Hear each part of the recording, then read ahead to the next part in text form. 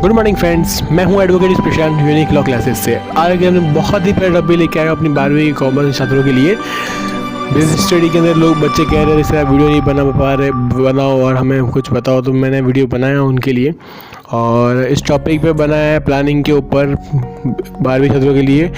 Channel subscribe नहीं किया, channel subscribe कर लीजिए और आपको इसके अंदर बहुत ही फ़ायदा होगा रिजल्ट के अंदर। तो चलते हैं वीडियो की तरफ। तो प्लानिंग के जो नोट्स है वो सिखा रहा हूँ। कॉन्सेप्ट क्या है प्लानिंग का, प्लानिंग होती क्या है, डेफिनेशन तो हम लोग पढ़ते ही हैं। प्लानिंग जो है वो होती है किसी भी इंसान का नियोजन करना, सिलेक्टिंग करना, किस तरीके से करना। तो डेफिनेशन क्या है, डेफिनेशन पढ़ेंगे हम लोग।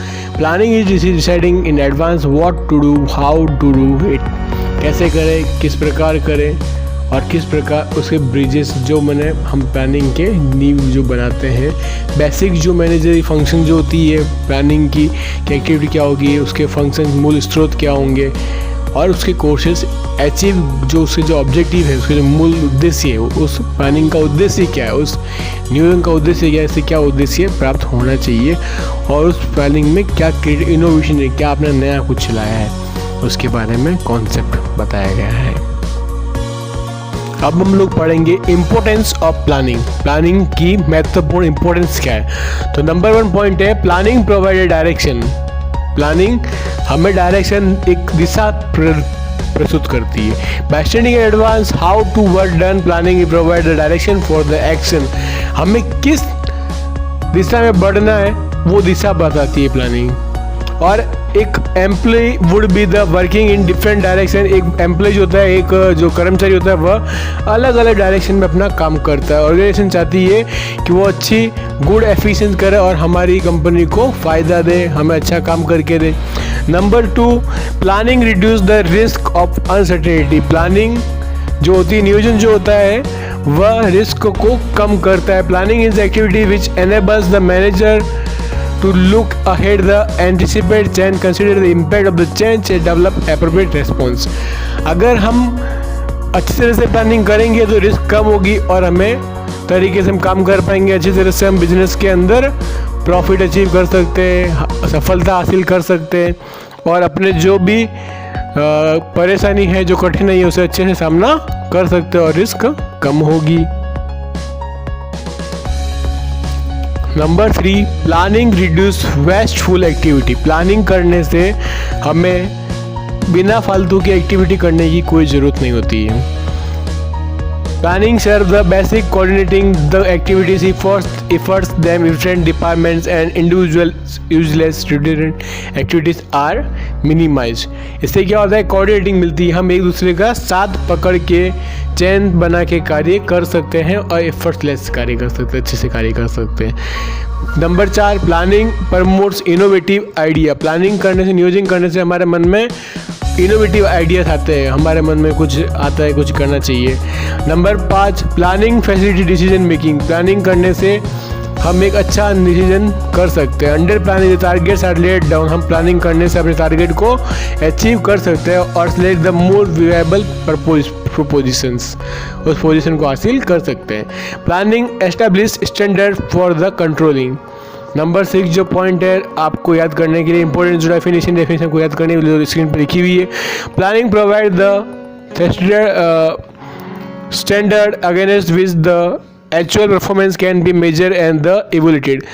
एक्चुअल जो इंसान की परफॉर्मेंस, इंसान ने जो कार्य किया है, वह बिना नियोजन के वो कार्य नहीं कर सकता है और प्लानिंग नहीं करोगे, विदाउट प्लानिंग आपकी चीज़ को अंधे की तरह कंट्रोल कर रहे हो, उसे आपको कुछ पता नहीं क्या करना है क्या नहीं करना है।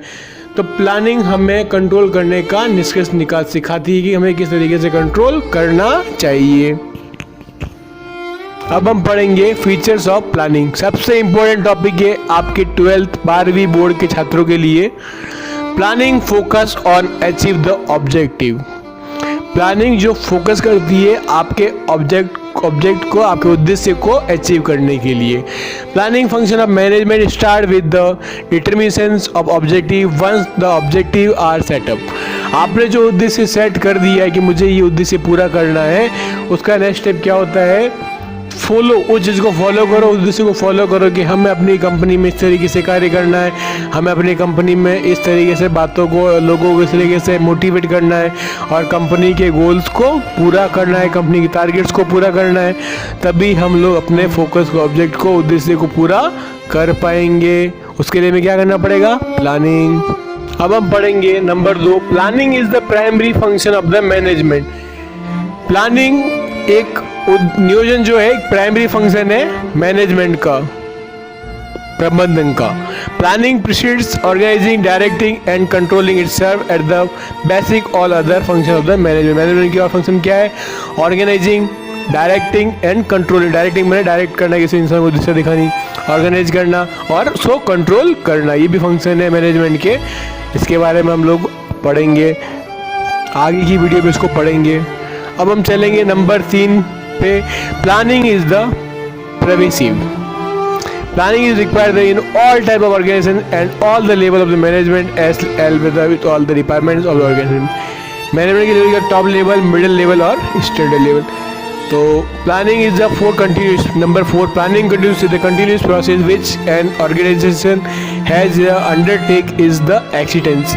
किसी भी प्लानिंग को सफल करने के लिए उसके जो एम्प्लॉई है वो अपने उद्देश्य को लेके चले, अपने टारगेट्स को पूरा करने के लिए अपना 100% दे, अच्छे से कार्य को करे, तभी वो लोग अपने उद्देश्य को पूरा कर पा सकेंगे और प्लानिंग को अच्छी तरह से कर, नियोजन की वजह से ही वो उद्देश्य को पा सकते हैं।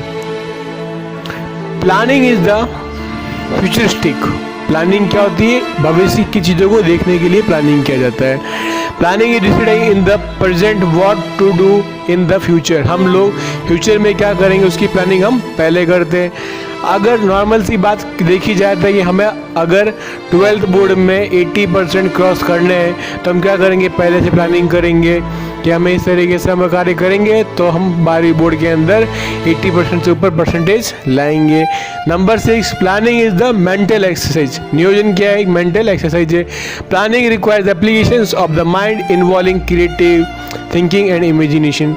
जो आप इंसान आपके दिमाग में चलती है उन चीज़ों को आप सोचते हो और उसे इमेजिनेशन करते हो कि अरे मेरे 80% आ गए, मुझे घर में सब लोग तारीफ़ें करेंगे, सब लोग मुझे बोलेंगे क्या बात है तुम्हारे तो बहुत अच्छे परसेंट आए। तो देखो बच्चों, सीधी सी बात है, हमें क्या करना है, जो पॉइंट्स जो मैं बता रहा हूँ उन पॉइंट्स को हमें लर्न तो करना पड़ेगा। अगर लर्न नहीं करेंगे तो हमारे नंबर अच्छे नहीं आएंगे, तो हमें लर्न तो करना पड़ेगा। Do and die. तो planning is the mental exercise. Planning जो है वह एक मेंटल एक्सरसाइज है जिसे करने से हम एक अच्छे नियोजन साबित हो सकते हैं और अपने उद्देश्य को हासिल कर सकेंगे। Limitation of planning. Limitation, planning की लिमिटेशन हम लोग पढ़ेंगे। नंबर 1 क्या है? Planning leads to rigidity. Planning एक लीड्स कर दी रिगिडिटी को। As well define the plan in drawn by the specific goals as the achieved within the specific time. किसी भी स्पेसिफिक गोल को अगर हमें पूरा करना है तो स्पेसिफिक टाइम फ्रेम करते, एक प्लान करते कि हमें 80% लाना है तो हमें 6 महीने कड़ी मेहनत करनी पड़ेगी तभी हम 80% ला सकते हैं। तो फ्यूचर को, हम फ्यूचर को प्लान करके चलते हैं, हम भविष्य को सोच के चलते हैं कि भविष्य में इन चीज़ों को हमें, अगर हमारी मम्मी घर में बजट बनाती है तो क्या करती है कि मुझे इस महीने में इतना पैसा खर्च करना है बच्चे की पढ़ाई पे, घर के सामान पे, तो वो लोग क्या करते हैं पहले से उस चीज़ को प्लानिंग करते हैं, उसके बाद वो चीज़ों को करते हैं, तो उनको वहाँ पे उस प्लान के अंदर उनको परेशानी नहीं आती है। नंबर 2, प्लानिंग में not work in dynamic environment. Planning जो है वह डायनेमिक एनवायरनमेंट के अंदर वर्क नहीं कर सकती है। The business environment is dynamic, nothing is the constant. Business कभी कांस्टेंट नहीं रहता कि हमेशा आपको फायदा ही होगा, कभी नुकसान भी हो सकता है। तो एवरी ऑर्गेनाइजेशन एज द टॉको consultancy adapt the itself the changes in the business environment. किस प्रकार का बिजनेस का एनवायरनमेंट है, हर पूरे साल आम थोड़ी आते हैं, नहीं आते ना, तो वो सीजनल एनवायरनमेंट है कि मैंगो जो है वह सीजनेबल बिजनेस है। Number 3, planning reduce the creativity. Planning एक क्रिएटिविटी है। Planning is activity which is done the top level management, therefore its reduce other the level creativity. Top level जो management जो होता है उसके अंदर जो एक्टिविटी होती है वहाँ पे उस चीज़ों को वो रिड्यूस करता है। क्रिएटिविटी होनी चाहिए। आप जो प्लान बता रहे हो उसमें क्रिएटिव इंसान आपके प्रति आकर्षित होना चाहिए। जिस प्रकार आप प्रेजेंट कर रहे हो उन चीज़ों को देख के वह इंसान आपके प्रति आकर्षित हो, आपके प्लान को वह ज्वाइन करे, आपके बिजनेस को ज्वाइन करे। Number 4, planning involve the huge cost. Planning जो है वह इन्वॉल्व करना पड़ता है। When plan are the drawn up the huge cost involve the formulation के लिए हमें एक बड़ी कीमत चुकानी पड़ती है। Number 5, planning is the time consuming. Planning जो है वह टाइम कंज्यूमिंग को बचाता है। Something plan to be the drawn up to so much of the time that there is the no much time left for their implementation. अगर हमें कुछ भी परिवर्तन करना है चीज़ों को, या हमें उन चीज़ों को अच्छे तरीके से पूरा करना है, तो हमें इम्प्लीमेशन लाना पड़ेगा। हर डिपार्टमेंट के अंदर जो भी एम्प्लॉई है उसे हमेशा उन चीज़ों के बारे में मोटिवेट करना पड़ेगा।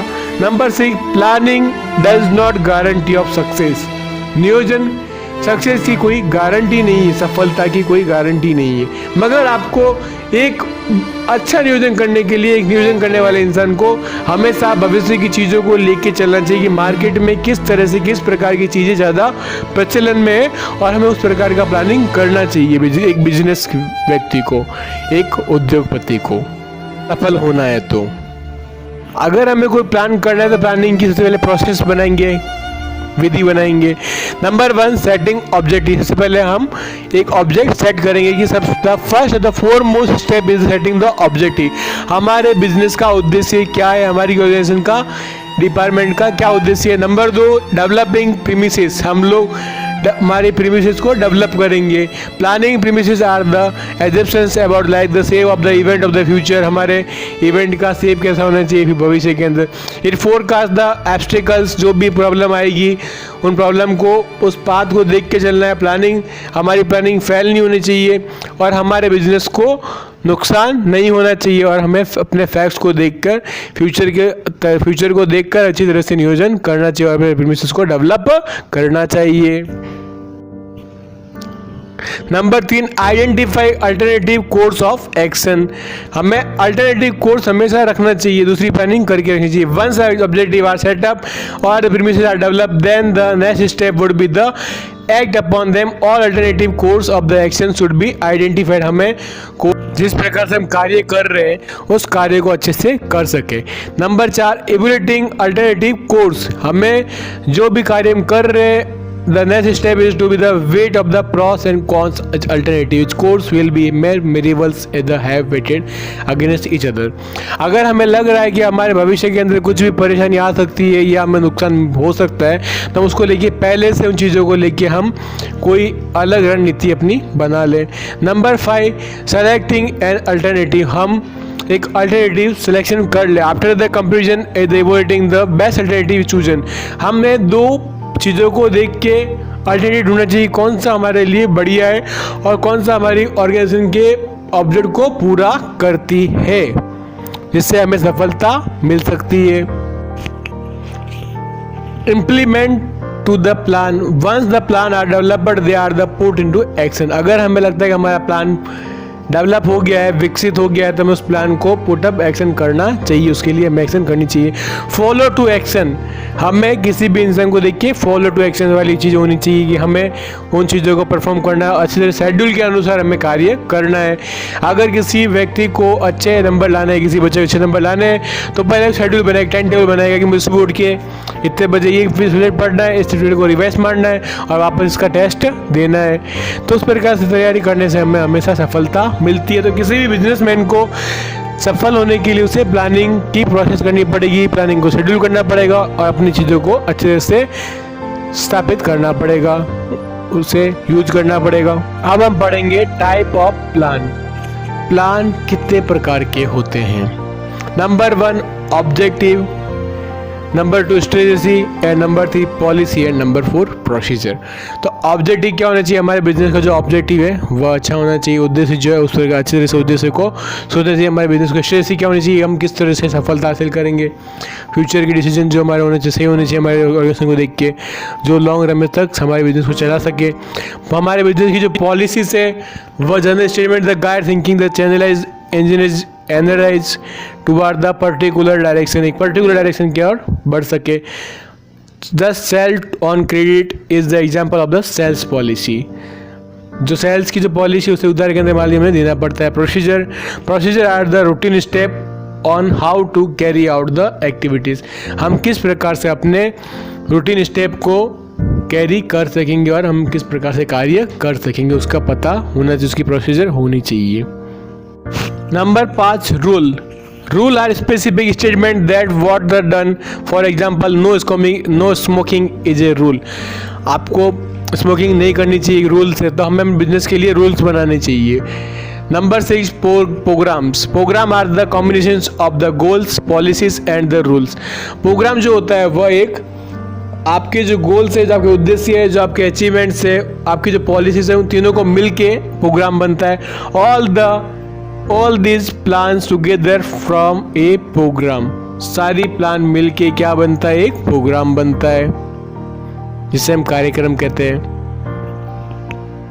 Job plan made to be use only the one time at the most couple of the time because they focus on the unique or rare situation within the organization. Example, program budget.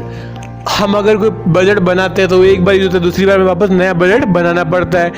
Number 8, standing plan और often policy, procedure and the programme developing to the ensure the internal operation of the given business accepting smoothly. अगर हमें business को smoothly चलाना है मेरे, तो उस develop करने के लिए हमें हमारे बिजनेस के लिए हमें अच्छे से ऑपरेशन होनी चाहिए, हमारी पॉलिसी अच्छी होनी चाहिए और हमारे बिजनेस को लेके हमारे पास में और भी अच्छे प्लान होने चाहिए कि हम बिजनेस को अच्छी सफलता हासिल करवा सके। तो उसके लिए हमें क्या होना चाहिए? हमारे बिजनेस के लिए हमें स्टैंडिंग प्लान, अच्छा नियोजन सोचना चाहिए कि हमारे बिजनेस के लिए फायदेमंद हो। Number 9, budget. A budget is the statement of the expected result express in the numerical terms for the definite period of time in the future. अगर हम बजट सेट करेंगे तो हमारे बिजनेस के लिए बहुत बढ़िया होगा कि हमें किस प्रकार से टाइम के अनुसार, फ्यूचर के अनुसार हमें इस प्रकार से पैसा खर्च करना है, किस साइड में पैसा खर्च करना है। मेथड सबसे लास्ट पॉइंट, इंपॉर्टेंट पॉइंट है। Method are the standardised way और the manner in which a task has to be the perform considering the objective. हाँ, अगर हमें अपना ऑब्जेक्ट उद्देश्य पूरा करना है तो हमें अपने मेथड यूज करने पड़ेंगे, किस मेथड से हम, किस विधि से हम अपने बिजनेस को अच्छे से चला सकते हैं और किस तरह से हम सफलता हासिल कर सकते हैं और किस प्रकार से हम अच्छी एक्शन से कार्य को कर सकेंगे कुशलता से। अगर आपको मेरा वीडियो अच्छा लगा है तो प्लीज़ मेरे चैनल एडवोकेट एस प्रशांत की चैनल को सब्सक्राइब कर लीजिए और बेल आइकन को दबा दीजिए और आपके लिए ऐसी वीडियो लाता रहूँगा और मैंने आपके लिए इंपॉर्टेंट क्वेश्चन डिस्क्रिप्शन के अंदर दिए गए हैं।